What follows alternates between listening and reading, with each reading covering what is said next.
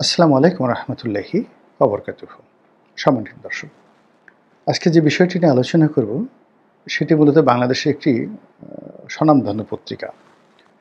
এই মুহূর্তে সার্কুলেশন অত বেশি নয়, কিন্তু বাংলাদেশের একটি প্রাচীন পত্রিকা এবং তারা যে রিপোর্টগুলো করে বা তাদের যে রাজনৈতিক ধ্যান ধারণা তা যথেষ্ট পরিপক্ক এবং বাংলাদেশের ক্ষমতার পট পরিবর্তনে এবং ক্ষমতার কেন্দ্রে সবসময় এই পত্রিকাটি গুরুত্বপূর্ণ ভূমিকা পালন করেছে।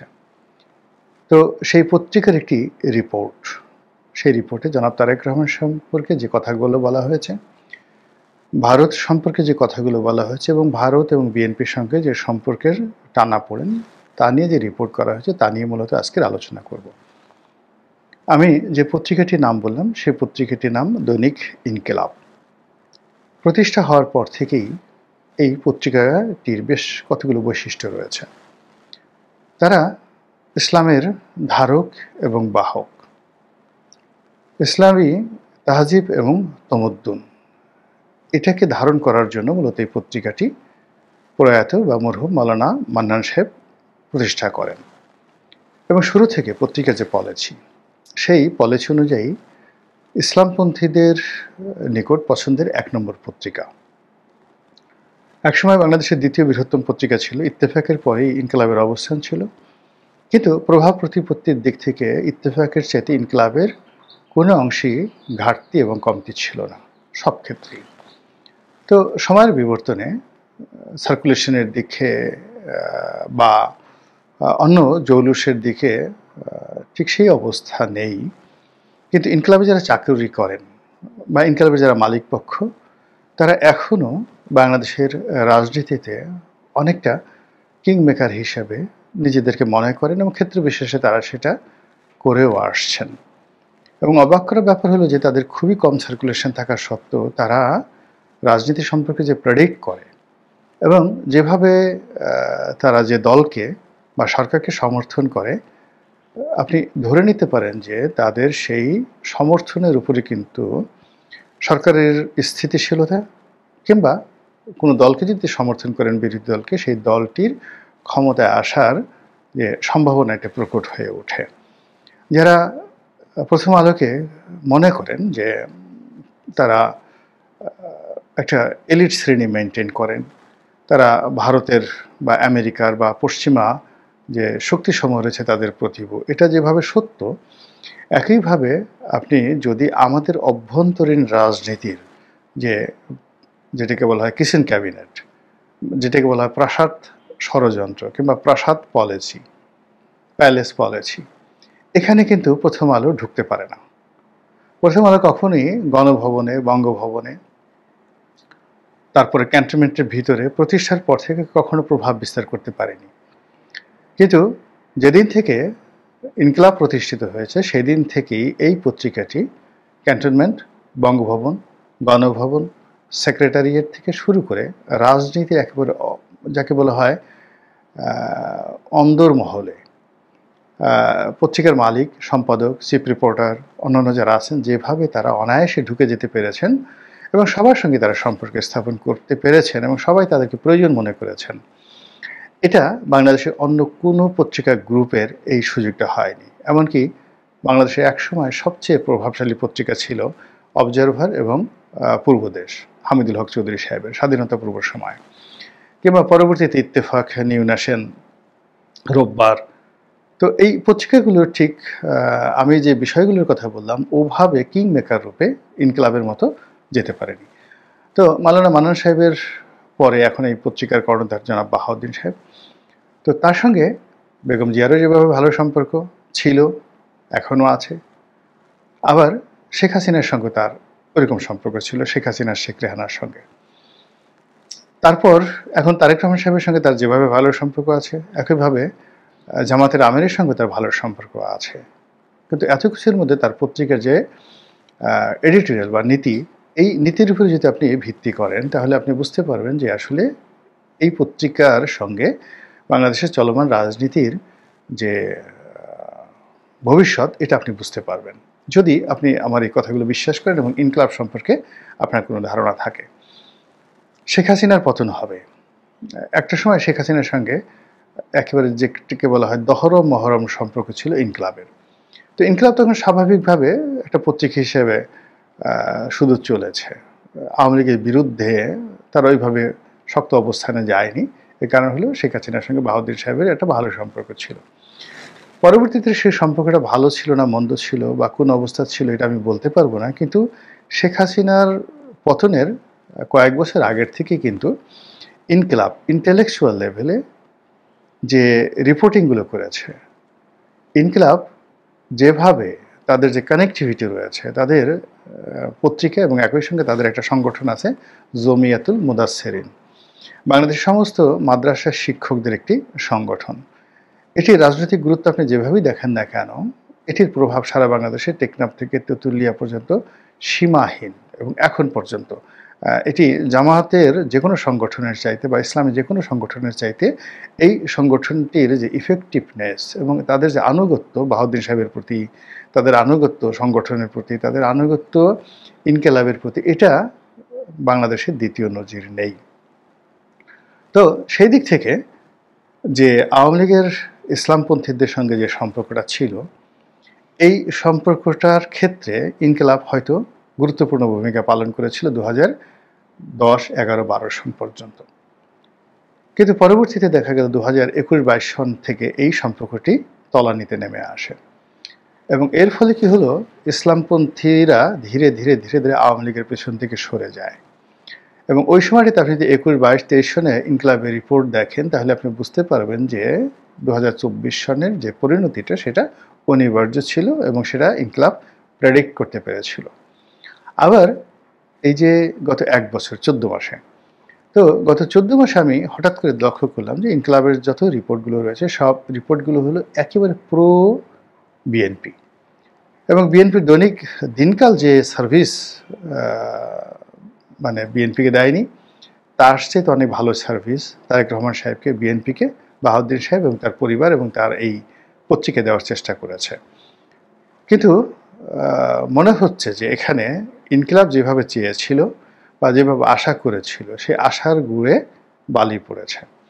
ইনকিলাব বিএনপিকে যেভাবে আগামীর ক্ষমতাধর বা আগামীতে তারা ক্ষমতা পরিচালনা করবে এই ব্যাপারে তাদের যে ক্যালকুলেশনটা ছিল, তাদের যে রাজনীতির অভিজ্ঞতা, সেই অভিজ্ঞতার কারণে এখন তারা মনে করছে বিএনপির জন্য সেই সম্ভাবনাটা নেই।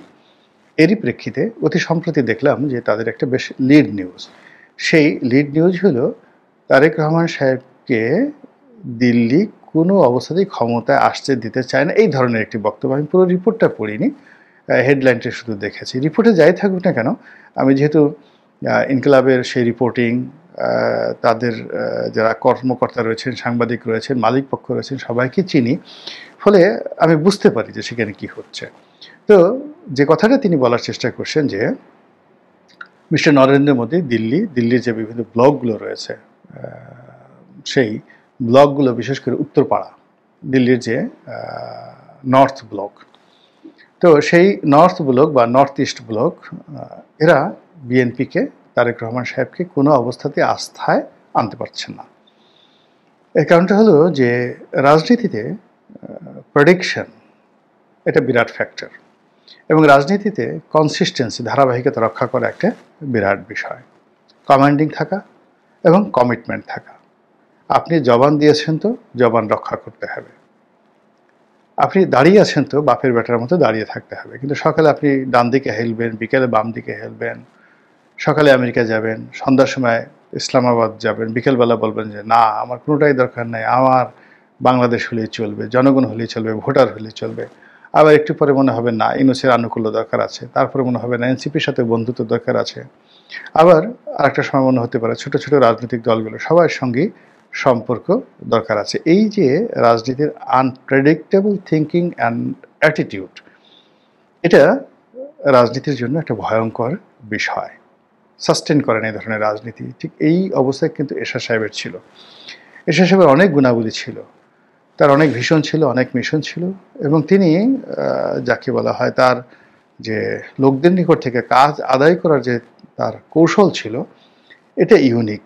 কিন্তু কয়েকটা বিষয়, তার আনপ্রেডিক্টেবল অস্থির চিত্ত, আনপ্রেডিক্টেবল মাইন্ড এবং তার যাকে বলা হয় নেগেটিভ সোল, আত্মাটা বাইরে দেখা যেত খুব আপনার সাথে ব্যবহার করবে, একেবারে অসাধারণ, কিন্তু পেছনে পেছনে সে অন্য চিন্তা করত।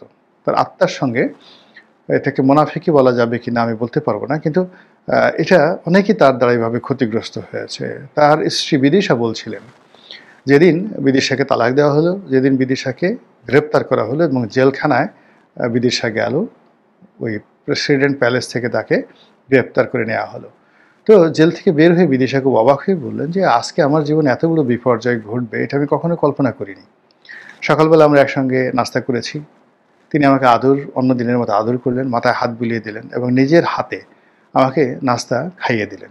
এরপরে আমার কাছ থেকে বিদায় নিলেন, আমি তাকে দরজা পর্যন্ত এগিয়ে দিলাম, তিনি চলে গেলেন। এর কিছুক্ষণ পরে বাড়িতে দেখলাম যে পুলিশ ঘেরাও করে ফেলেছে, আমাকে গ্রেপ্তার করার জন্য এসেছে। এটা একেবারে বিনা মেঘে বজ্রপাতের চেয়েও যদি খারাপ কিছু থাকে সেটা আমার জীবনে ঘটলো। এই ছিল এরশাদের ডিসিশন। মন্ত্রীরা সারা রাত ইয়ানফসি করতেন যে সকালবেলা গিয়ে তাদের মন্ত্রিত্বটা ঠিক আছে কিনা। এই যে আনপ্রেডিক্টেবল তাদের অবস্থা, সেই আনপ্রেডিক্টেবল অবস্থার কারণে কি হলো, তার কোনো বন্ধুত্ব টিকেনি। তার ক্যাবিনেটে কত মানুষ যে মন্ত্রী হয়েছে, কত মানুষ যে এমপি হয়েছে, তার খোঁজখবর তার জানা নেই। এবং তার দুর্বল সময়টিতে এই দলটা ভেঙে টুকরো টুকরো হয়ে গেছে এবং তিনি যাদেরকে বিশ্বাস করার চেষ্টা করেছেন সবাই তার সঙ্গে বেইমানি করেছে, যার কাছে টাকা জমা দিয়েছেন সবাই তার টাকা মেরে দিয়েছে। তো এই জিনিসগুলো হয় সাধারণত যদি কনসিস্টেন্সি না থাকে। তো সেই ক্ষেত্রে ইনকিলাব হয়তো গত 14 মাসে বিএনপির মধ্যে কোনো সিদ্ধান্ত গ্রহণ করার ক্ষেত্রে, সম্পর্ক স্থাপন করার ক্ষেত্রে কনসিস্টেন্সি দেখেনি। প্রথমত ইনকিলাব দেখেনি। দ্বিতীয়ত ভারতের যে কথাটি বলা হচ্ছে, ভারতের ক্ষেত্রে একই প্রযোজ্য। ভারত এখানে এমন একটা শক্তিকে চাচ্ছে, কৌশলগতভাবে মিত্র চাচ্ছে, যারা আওয়ামী লীগের মতো করে তাদেরকে সাপোর্ট করবে। আর শেখ হাসিনার মতো করে, আওয়ামী লীগের মতো করে ভারতকে সাপোর্ট করার জন্য যে নেতৃত্বের গুণাবলী দরকার, যে সাহস দরকার, যে শক্তি দরকার, যে ড্যাশিং দরকার, যে পুশিং দরকার, এটি দিল্লি তারেক রহমান সাহেবের ভিতরে পায়নি বলেই ইনকিলাব মনে করছে। এবং তাদের সঙ্গে ইনকিলাব বা অন্যান্য যে সকল পত্রিকা সবারই এই কূটনৈতিক লেভেলে একটা সোর্স থাকে এবং তারা যে রিপোর্টগুলো করেছে, এবং আমার দেশ বলেন, বাংলাদেশ প্রতিদিন বলেন, প্রথম আলো বলেন, শীর্ষ পত্রিকাগুলো, তাদের অনেকগুলো সোর্স থাকে। তো সেই সোর্সের মাধ্যমে তারা এই যে জনাব তারেক রহমান সাহেবকে ক্ষমতায় আসতে দিতে চাচ্ছে না বা বাধা সৃষ্টি করছে দিল্লি, এই ধরনের একটি খবর নির্বাচনের ঠিক আগে আগে, যখন নির্বাচন ফেব্রুয়ারি মাসে হবে, তখন এটি আমি মনে করি যে বিএনপির জন্য একটা বিরাট অশনির সংকেত। এটি যদি প্রথম আলো থেকে হতো আমি ভয় পেতাম না, এমনকি এটি যদি আমার দেশ করতো, মাহমুদুর রহমান সাহেব করতেন, তবুও কিন্তু আমি ভয় পেতাম না। কিন্তু ইনকিলাবের মতো পত্রিকা করেছে, এর কারণ হলো ইনকিলাবের এই পত্রিকাটি শুরু থেকে আমি জানি, আমার এখানে কাজ করার সুযোগ হয়েছে।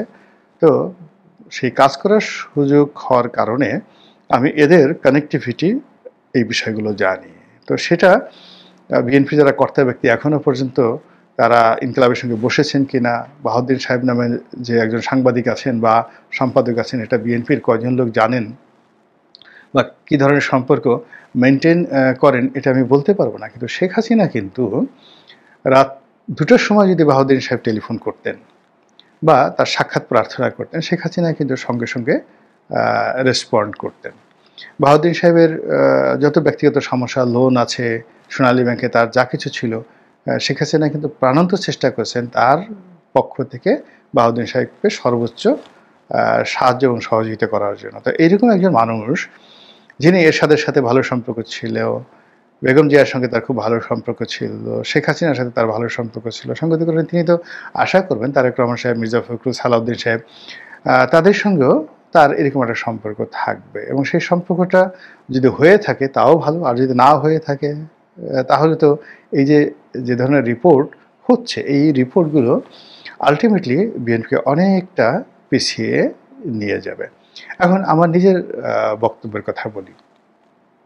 আমি যতটুকু জানি যে বিএনপিকে মূলত বেগম জিয়ার নেতৃত্বে যখন বিএনপি ছিল, ভারত প্রাণান্ত চেষ্টা করেছে বিএনপির সাথে একটি সম্পর্ক স্থাপন করার জন্যে। এবং আপনাদের মনে আছে যে বেগম জিয়া যখন বিরোধী দলীয় নেত্রী তখন মনমোহন সিং প্রধানমন্ত্রী।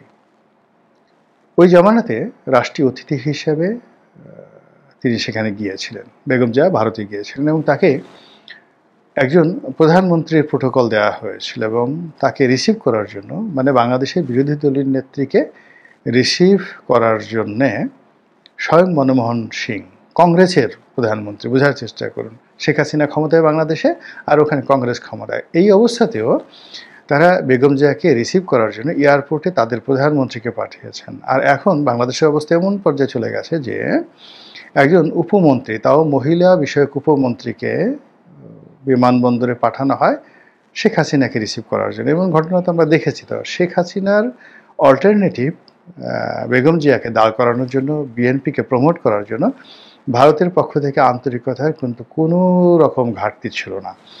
কিন্তু অবাক করার ব্যাপার হলো যে ভারতের এই আন্তরিকতাটা বিএনপি ওন করতে পারেনি। কিংবা দেখা গেল যে প্রণব মুখার্জি, শেখ হাসিনার পারিবারিক বন্ধু, তিনি বাংলাদেশে এসেছেন, তো তিনি যে ভারত রাষ্ট্রের প্রতিভূ, ভারত যে তাকে সম্মান করে, রাষ্ট্রের